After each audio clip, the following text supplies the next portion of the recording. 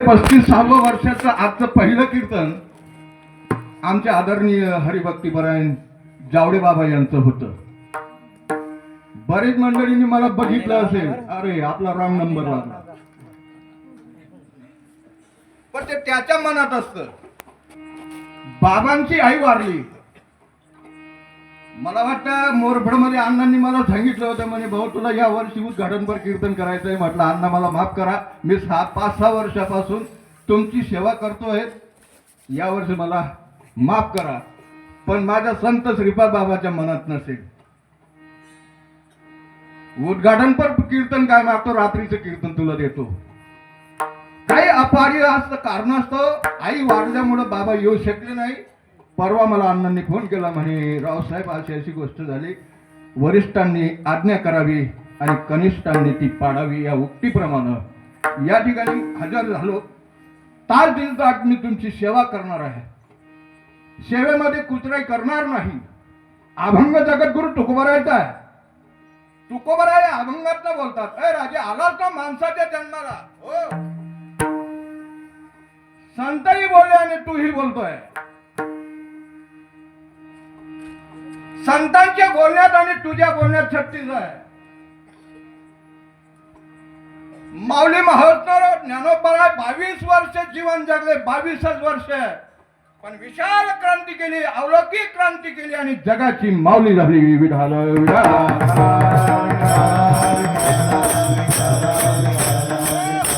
आम्ही दिवसभर माल मोटरवर बोलतो, पण सगळे शब्द बोगस. एकही शब्दाच्या बाबतीत जर विचार केला, एकही शब्द उद्धाराचा नाही. माऊली महोत्सव ज्ञानोबराय बोलतात साच आणि मवाळ, मित्तले आणि रसाळ शब्द जैसे कल्लोड अमृताचे. अरे बोल ऐसा बोले जेने विठ्ठल डोले. आलाच माणसाच्या जन्माला, तुला बोलायचं काम आहे. मन वाचा करणे जयाचे भगिनी देवाचे वाहनी, ते शरीर देवच झाले. ज्याचं मन परमार्थ करताय, ज्याची वाचा परमार्थ करताय, ज्याचं कार्य परमार्थ करताय, माऊली महोत्सव ज्ञानोबराय बोलतात, अरे ज्याचं मन कार्य करताय, शरीर परमार्थ करताय, वाचा परमार्थ करताय, डोळा परमार्थाचं रूप बघताय, तो व्यक्ती मेल्यानंतर देवच बनतो, असा त्यांचा सिद्धांत आहे. आणि ते काम आपल्याला लावून घ्यायचं आहे.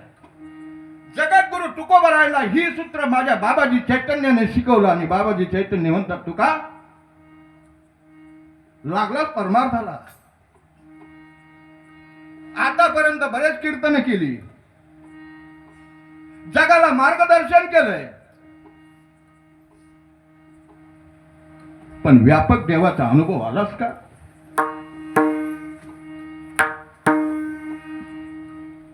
गुरुदेवा तुमची भाषा मला कळत नाही. सांग भाऊ, तुझा देव कसा आहे? जगद्गुरु तुकोबरायने सहज गुरुदेवांना सांगावं, माझा देव सुंदर आहे, विटेवर उभा आहे, सुंदर ते ध्यान, उभे विटेवरी कर कटावरी ठेवून या. देवाला हसू आलं. देव म्हणतो, तुका इथं चूक झाली. अरे मला तोंड नाही तरी या समाजानं तोंड जोडलंय, मला हात नाही तरी या समाजानं हात जोडले, मला पाय नाही तरी या समाजानं पाय जोडले, अरे मला सेफ्टी नाही तरी या समाजानं सेफ्टी जोडली. हे जे जोडलेलं रूपक आहे, हे धर्माचं कार्य करण्यासाठी माझं सोंग आहे, पण माझं स्वरूप नाही.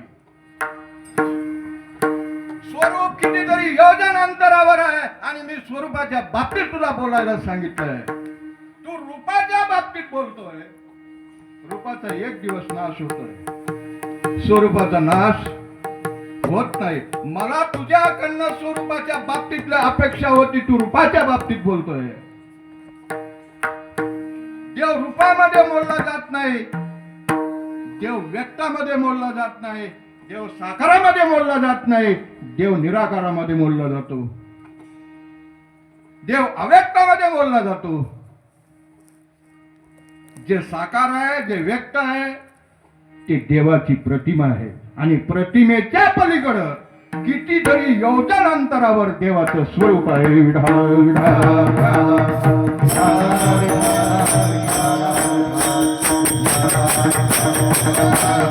देवाच्या बाबतीत कोणाचं काय मत. पण साधू संतांचं मत आहे विश्वाचा देव एक आहे, विश्वाचा चंद्र एक आहे, विश्वाचा सूर्य एक आहे, विश्वाचा आकाश एक आहे, विश्वाचं ऊन एक आहे, विश्वाचं पाणी एक आहे. अरे सगळ्या गोष्टी जर एक असतील तर विश्वाचा देव एक. बरं त्या देवाकडे जाण्याचा मार्ग सुद्धा एक आहे राजांनो. मुख्य महाविष्णू चैतन्याचे मूळ संप्रदाय. आमच्या मनामध्ये अनंत भेद निर्माण झाले, अनंत देव निर्माण झाले. ते तुम्ही मानलेले आणि तयार केलेले देव आहेत. शिडे तांब्याचे बाहुले केले, शिडे तांब्याचे बाहुले केले,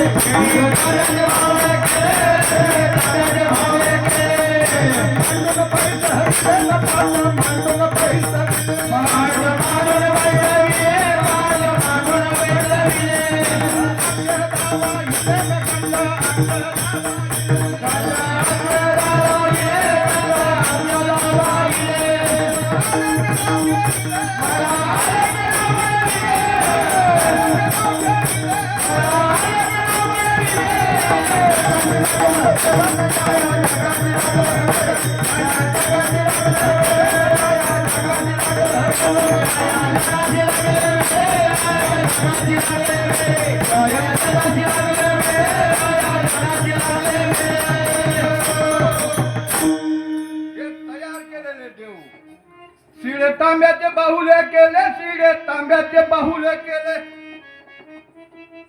पाट मांडून बैसविले, पाट मांडून बैसविले. गंध अक्षदा वाहिले आणि मनात आलं ते नाव. साधू संत म्हणतात राजा या देवाची भक्ती केल्यानंतर फक्त पुण्य प्राप्त होईल पण फेर चुकणार नाही. विठ्ठल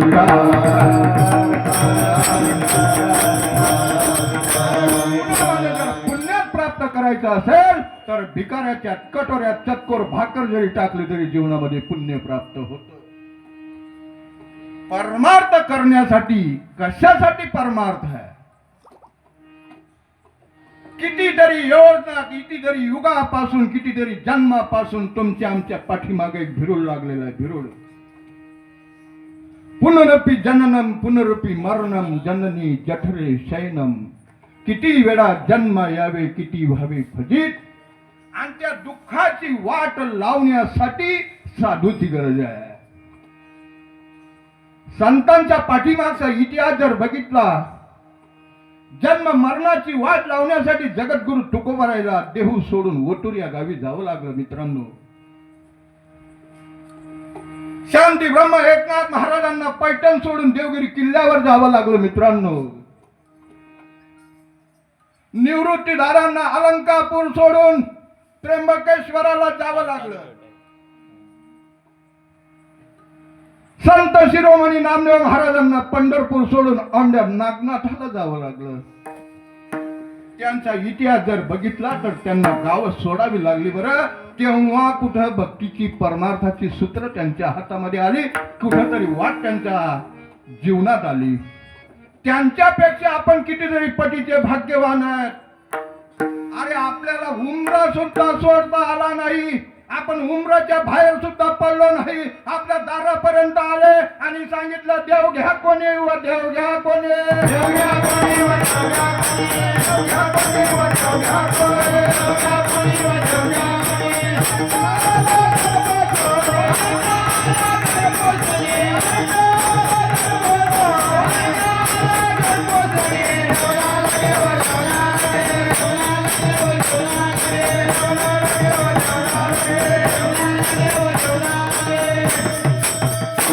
साधू तुमच्या आमच्या दारापर्यंत आलेत का नाही? बाबाजी आलेत का नाही?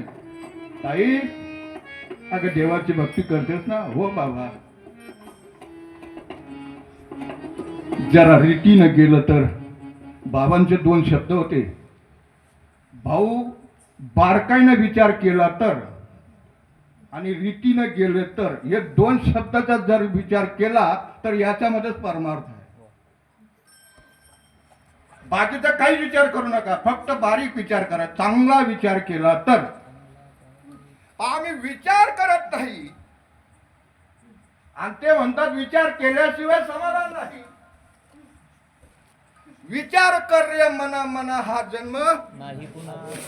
हा जन्म पुन्हा नाही. जर हुकला महाराज तर पुन्हा जेवढं दुःख भोगलंय तेवढ्या दुःखाच्या गटांगड्या खाल्याशिवाय राहणार नाही. हा शेवटचा गोल्डन चान्स आहे. शेवटची पाडी एक मनुष्य जन्म चुकली या वर्म. अरे ते वर्म जर चुकावं असं वाटत असेल तर वर्म हातात आलं पाहिजे. काय बोलतात? वर्म चुकवण्यासाठी वर्म हो. अरे वर्म जर चुकायचं असेल तर वर्म हाती आलं पाहिजे. अपेक्षा करतात. ते जगद्गुरु तुकोबराय अपेक्षा करतात. देवा आईच्या वर्म मध डावी आंतरीच्या खुना प्रगटोनी. देवा मी ज्या सत्तेनं चालतो ती सत्ता मला समजत नाही. मी अभागी आहे. मी अभागी आहे. मी 2 वेळेस जेवण करतो. ते जेवण कोण पचवतं हे मला कळत नाही. जिया जाते हरे शरीर कोणा जिया जाते हरे शरीर कोणा जिया जाते हरे शरीर कोणा जिया जाते बोला हरि विना बोला बोला विना हरि विना बोला बोला विना हरि विना बोला बोला विना हरि विना कभी कभी नारायण कभी कभी नारायण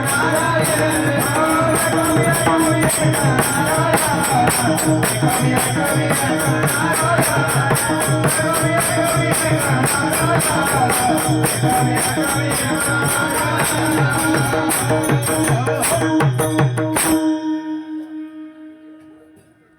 साधू संत म्हणतात ज्या सत्तेनं शरीर चालतं मित्रांनो त्या सत्तेला आम्ही पारखे झालो. नको त्या गोष्टीकडे आम्ही सन्मुख झालो. आमची गोष्ट आपल्याला उपयोगाची आहे त्या गोष्टीला आम्ही विन्मुख झालो. नामासी विन्मुख नर तो पापी. माऊली माहोसना ज्ञानोबरांनी पेताळाला पापी म्हटलं नाही. अरे अत्याचार करणाऱ्याला पापी म्हटलं नाही. चोरी करणाऱ्याला पापी म्हटलं नाही. पण माऊली पापी बोलतात. बरं नामासी विन्मुख नर तो पापी. आम्ही नामाला विन्मुख झालो आणि सत्कर्माला सन्मुख झालो. विठाल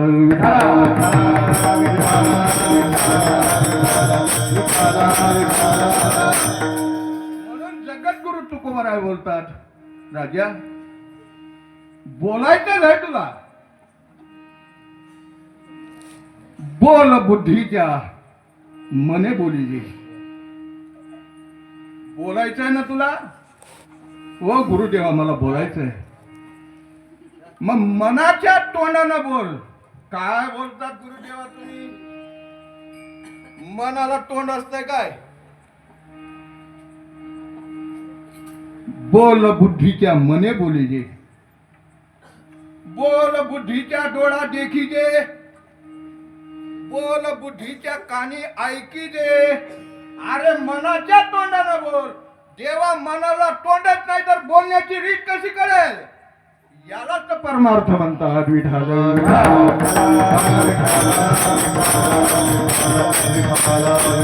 तुमच्या गुरुदेवानं बोलण्यासाठी तोंडाचा वापर केला का मनाचा वापर केला?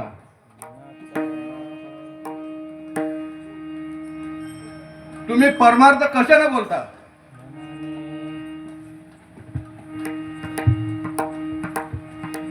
एक बी सांगत नाही. परमार्थ तुम्ही कशाने बोलता? माझा प्रश्न आहे तुम्हाला. तोंडानं बोलता का मनानं बोलता? तोंडानं जर बोलत असाल तर माऊली माहोसना ज्ञानोबराय बोलतात अनंत वाचाड.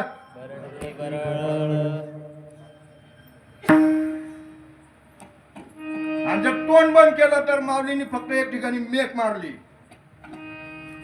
ज्ञानदेव मौन. फक्त मौन सांगितलं पण रीत नाही सांगितली. मौन सांगितलं पण रीत रीत नाही सांगितली, रीत सांगितली माझ्या शांती ब्रह्म एकनाथ महाराजांनी. भाऊ तोंडाने परमार्थ बोलता येत नाही आणि करता येत नाही. मग माऊलीने सांगितलं ज्ञानदेव मौन. अरे मौन सांगितलं फक्त, त्यांनी मेक मारून ठेवली, रीत नाही सांगितली. म्हणजे मग आता रीत कोण सांगेल? मी सांगतो परमार्थाची रीत. काय रीत आहे? अहम वाग्या सोहम वाग्या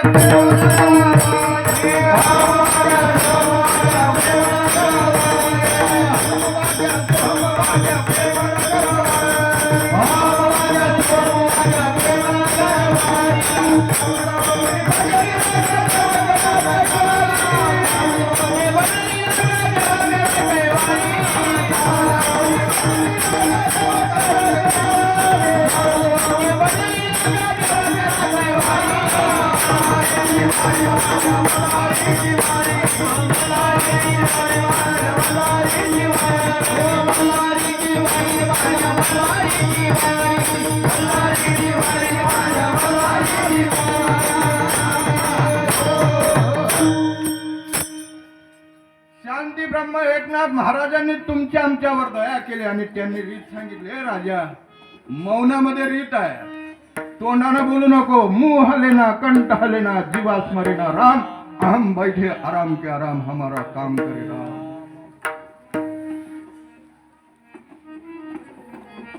श्वासावर लक्ष ठेव. श्वास आहे, श्वासो मारू हाका. तुला जर भगवंताला आकाज मारायचे असेल, भगवंताविषयी जर बोलायचं असेल, भगवंताशी जर बोलायचं असेल, तर प्रत्येक श्वासाला त्याच्याशी बोलता येतो. आमचा श्वास फुकट जातोय आणि परमार्थ करायला निघालो. माऊली बोलतात, अरे दौडोने श्वासोश्वास का व्हायची कशी? भजन करा तू, ससोन कर भजन,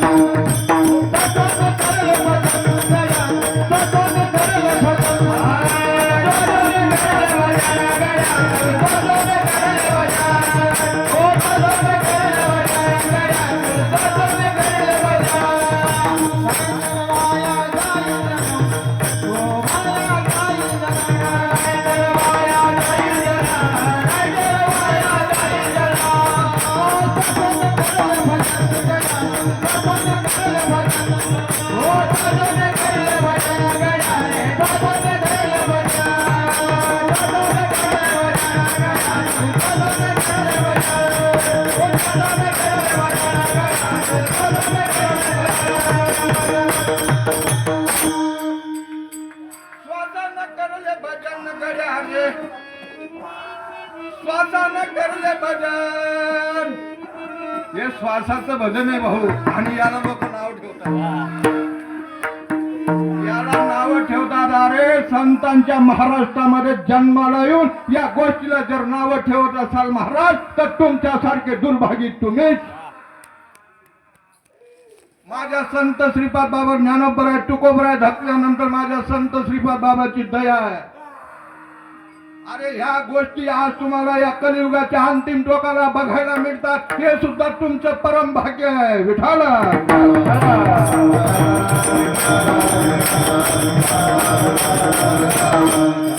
हे सुद्धा भाग्य आहे मित्रांनो. आमच्या सारख्यांनी ही गोष्ट दाबली, अर्थ लोपले पुराणे, नाश केले शब्द ज्ञाने, विषय लोभी मन साधनच बुडवलं. अरे भक्तीचं साधन बुडवलं. फक्त या महाराष्ट्राच्या पाठीवर एकटा धान्य वाग. संत श्रीपाद बाबा की जय.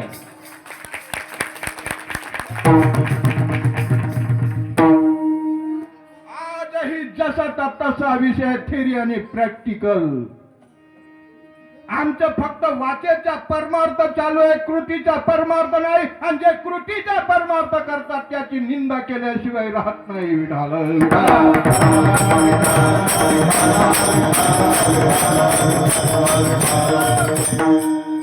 गारुडी असतो मित्रांनो, गारुडी. तुमच्या जीवनात गारुडी आला नाही त्याला इलाज नाही.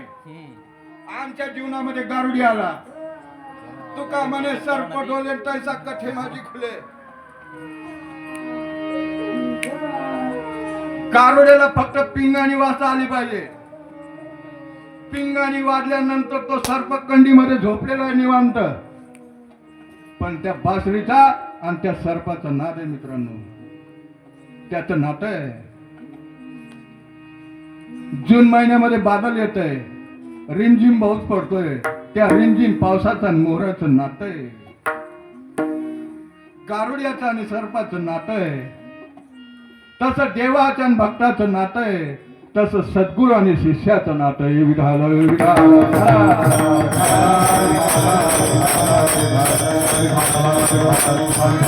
जीवनामध्ये नातं जोडणारा भेटला नाही.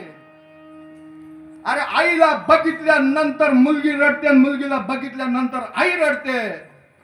नातं मित्रांनो, नातं दया त्या आईची.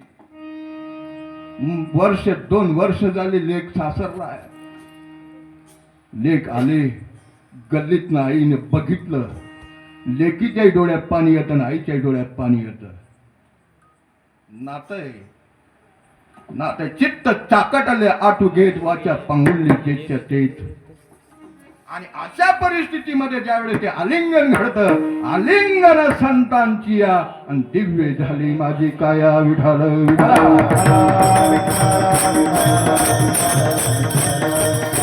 असा परिणाम होण्यासाठी जगद्गुरु तुकोबराय बोलतात, अरे त्याच्यासाठी तोंडाने सुद्धा परमार्थ विठ्ठलच बोलायचं आहे. महाराज तुम्ही मगाशी बोललात की तोंडाचं काम नाही. आम्ही काही पण बोलतो, ते बोलतात.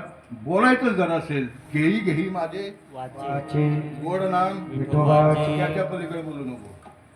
डोळ्यानं बघायचंय ना तुला.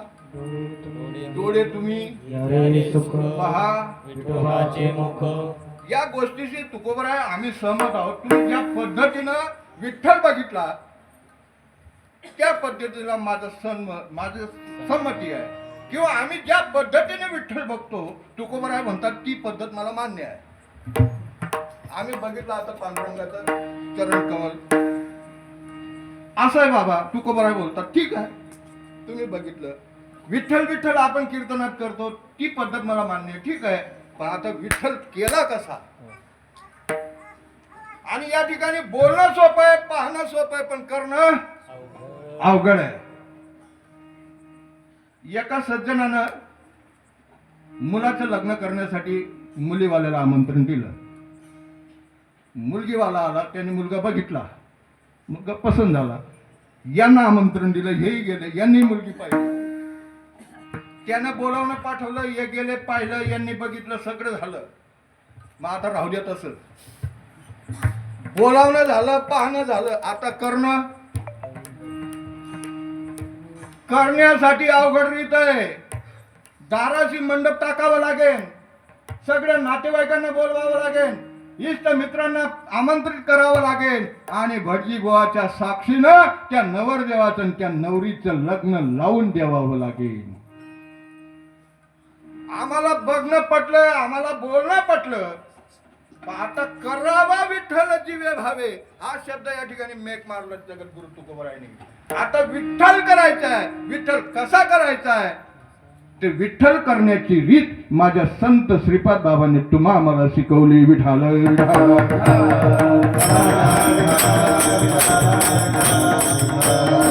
त्याच्यामध्ये मेक मारली आणि त्या मेकेचा पुरावा नामदेवाच्या माध्यमातून जनाबाई तुम्हा आम्हाला सांगते, ए राजा, लग्न लावाय जीवाभावानं तुला विठ्ठल करायचं आहे ना.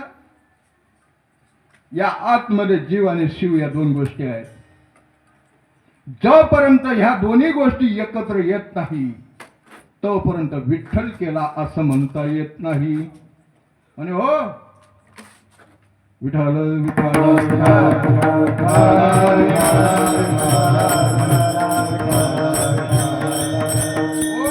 दोन गोष्टी आहेत, जीव आणि शिव.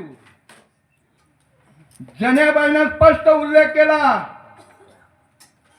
जीव शिव दोन्ही खुंटे प्रपंचाने